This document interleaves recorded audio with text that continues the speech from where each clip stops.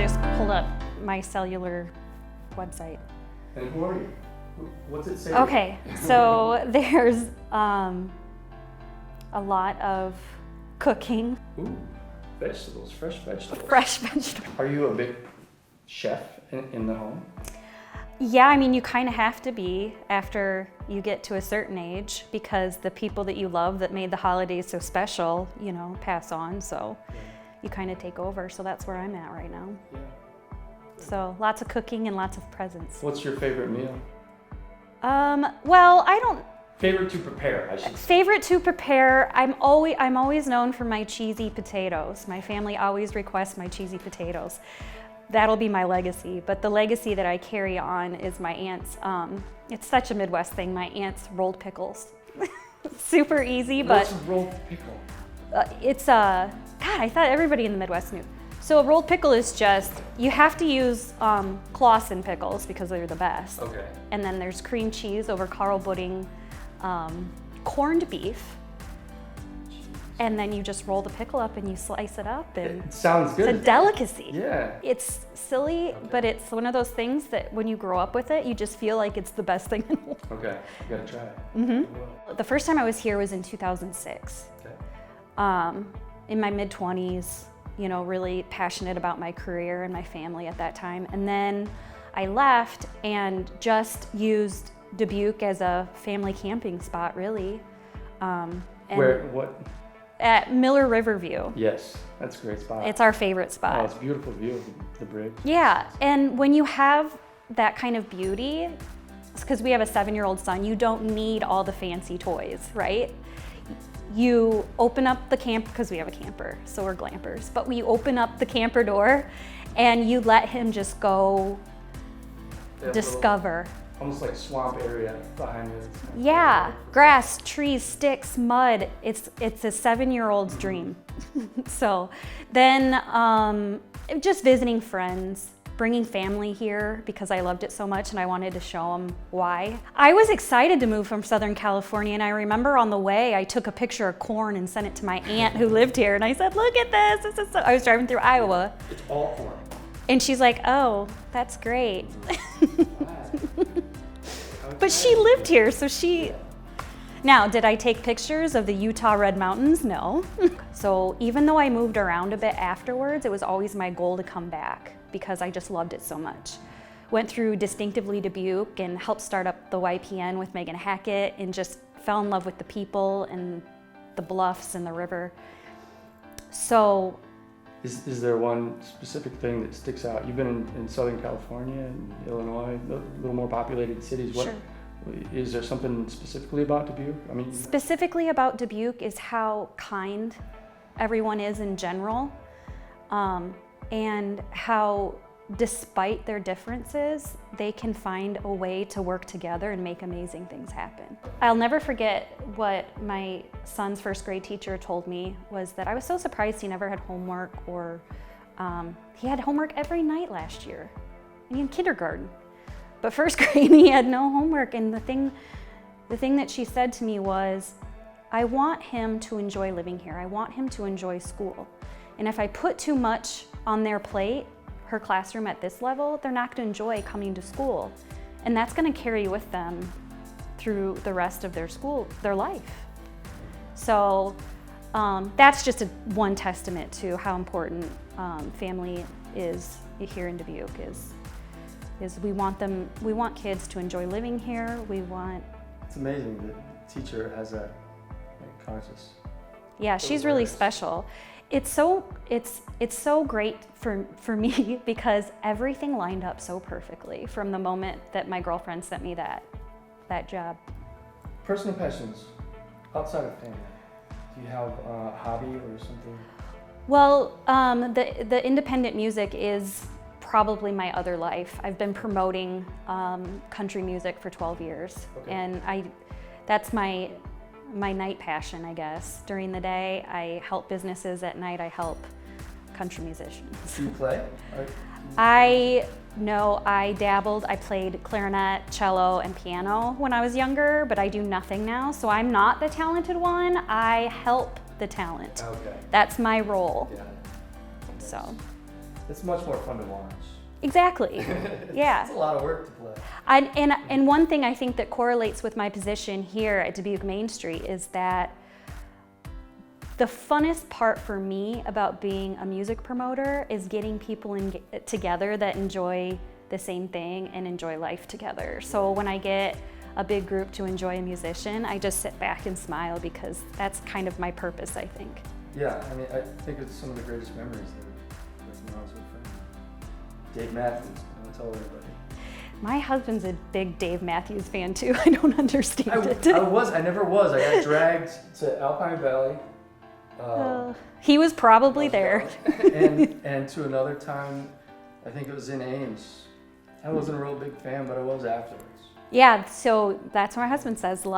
His live music performance is like no other. That's what he says. One thing that popped up that I thought was really interesting was the 601 Music Festival. 610, not 601. The name comes from our zip code in northern Illinois, which is 610. Okay. So 61032 is Freeport, and the surrounding areas all have 610. So 610 Music Festival was born from our zip code. Got it. Okay. Yep. And how did you go about, you created that? I did. I am extremely passionate about independent music. And so my husband and I travel all over the country and have for over 10 years to different music festivals. And the beautiful thing that I saw was how a bunch of strangers coming together with a love of the music could really bring a small town to life and help the businesses there. So I wanted to do the same thing where I lived. So 610 was a 3-day music festival. It started on a Friday night and went through Sunday. And Sunday we just had all women musicians. And it was a really fun concept, but COVID. So we got to do it in 2019, but not again. Is that something you'd like to do again? Yeah, absolutely. Okay. I think I've told every single person that I've met in Dubuque that I want to have a 3-day music festival. Cool. Absolutely, downtown. Who are some of the people that need to jump on board to help make this happen more quickly? I mean, every single person I've talked to is excited about the concept of having a music festival. Because we have the ability to adapt to a large audience, right? With a couple of music venues, indoor and outdoor, that can seat over 1,000 people. But we also have great music venues already here and people who have been passionate about live music that host it today. So during the day, I would see the small venues that are up and down Main Street and throughout Millwork to participate with music during the day. So ticketed folks can walk in and out and listen to whoever they want to hear during that hour, and then that goes throughout the day. And then at night, you see your bigger acts at the bigger venues. And I've talked to Travel Dubuque and some of the local event planners and some of the local music lovers, and I think everyone just thinks that it's a great idea to integrate into a music festival people who are already doing it and love live music. So it's really a team effort all around. Volunteers from the community, probably. Absolutely, because the hope is that, not in the first year, the second year, maybe even the third year, but the hope is that this draws tens of thousands of people, and at some point we've got to get them hotels and places to eat and things to do during the day, that the elevators, sundown, all the great things that we offer. So yeah, Dubuque's unique when you talk about it that way. All the small little dive bars, mm-hmm. I don't know if we're still at the top. I think Wisconsin maybe is taking it to another level as far as per capita drinking. Mm-hmm. But I know in 2001, 2002, when I remember that. we were all excited because Dubuque was the highest per capita bars to people. Yeah, I remember that. And the one stat that I never really thought about until I came back after spending some time in New Orleans was that in each one of these bars, there are musicians. There are people that are working to create professional level music, mm-hmm. all throughout the city. Yeah. So the music exists, And it'd be nice to see, it'd just be nice to bring that community all together. And, I think it's really inspiring what you did for the 610, and hopefully we can help you get it done here. Yeah, absolutely.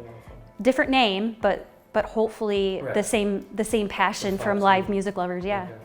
So is there a technique or a book or a school of thought that you take to your approach in your position right now? A lot of my leadership training came from right here in Dubuque. I mean, working at an employee-owned company, your success as a leader was determined on how happy your employees were or your coworkers were.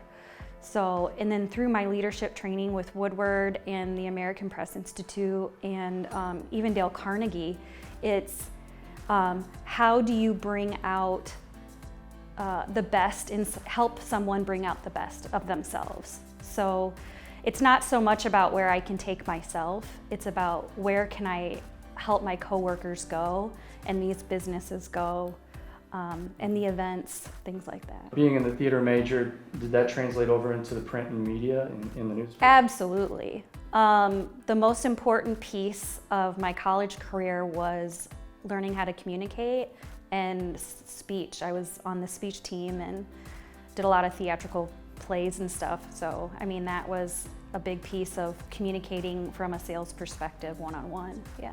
Cool. Do you plan on doing any plays out here on Main Street? Absolutely not. I have nightmares about being on stage now. Oh, why? I think it's because my memory is not what it used to be, because all of my nightmares are about me forgetting my lines. You have dreams about it. I do. Okay. Yeah, that can be scary. Yeah. That's okay. It happens to everybody. I might audition to be a backup or do a cameo, but no more leads for me. Those courses you were talking about, where did Oh, you sure. go? So those courses I took in person here in Dubuque. The Woodward Communications was at the Mounds in Wisconsin, and then Telegraph Herald sent me to the American Press Institute training over in Virginia, and that was a week long. And they also sent me to the Dale Carnegie training here in Dubuque. Wow. Yeah. So all of my leadership training is Dubuque born, really. Number one goal, is that covered in kind of what we talked about? Do you have a number one, just one prominent goal in your life right now? Oh, just my number one goal is to help myself and my family be happy, I guess. But with my position here, I just want to help continue the legacy that's been built. This is the oldest Main Street organization in Iowa, one of the oldest in the country. The former executive director built this incredible legacy, the volunteers, the board members throughout the years, the staff. Can you say anything about Mr. Lobianco, about how, did he help you make the transition? He helped, yes. He helped me before he even meant to help me, because I used to do, when I was the Main Street director over in Illinois, I used to make best practice site visits. And I came to Dubuque twice, and Dan took me around and talked to me about the work that everybody had been doing, and took me to lunch, and he was just a great leader at that time for me. And then, ever since I took the position, he's just a phone call away.